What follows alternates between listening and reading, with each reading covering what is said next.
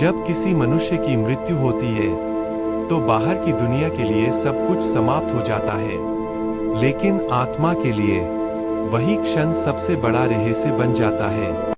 सांस रुकती है, दिल की धड़कन थम जाती है, कमरा बिल्कुल शांत हो जाता है, लेकिन उसी शांत क्षण में आत्मा जाग उठती है। वह देखती है, उसका शरीर नीचे पड़ा है, वही शरीर जिसमें वह वर्षों से रहती आई थी, अब वह उससे अलग हो चुकी होती है। आत्मा को समझ नहीं आता कि यह क्या हो रहा है। वह अपने आसपास खड़े लोगों को देखती है, कोई रो रहा है, कोई उसका नाम पुकार रहा है, कोई पछता रहा है।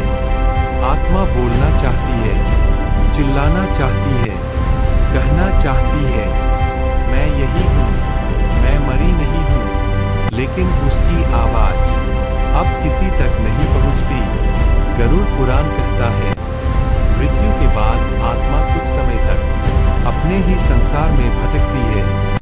वह अपने घर जाती है, अपने रिश्तों को देखती है, अपने कर्मों को महसूस करती है, और तभी एक अदृश्य शक्ति प्रकट होती है। यह शक्ति दिखाई नहीं देती, लेकिन उसका अनुभव बहुत गहरा होता है। कुछ आत्माओं को अचानक शांति महसूस होती है, और कुछ आत्माओं के भीतर अजीब सा भय भर जाता है।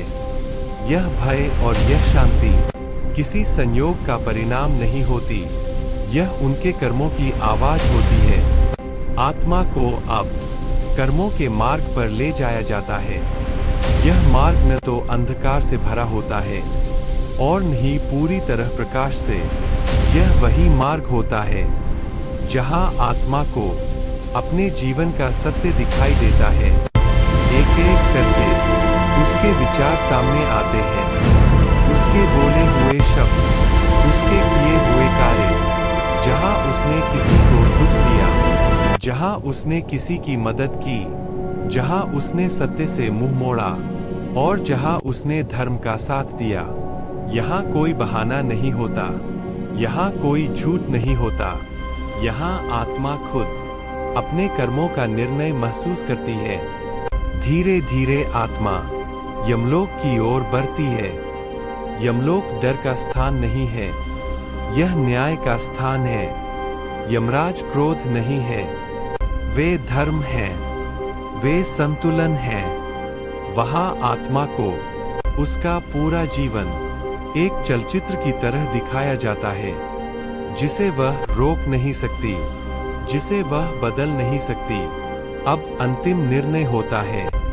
अगर कर्म अधूरे होते हैं तो आत्मा को फिर से जन्म लेना पड़ता है। नई देह, नई परीक्षा, नया जीवन। लेकिन अगर आत्मा ने निस्वार्थ कर्म किए होते हैं, भक्ति और ज्ञान को अपनाया होता है, तो उसे मोक्ष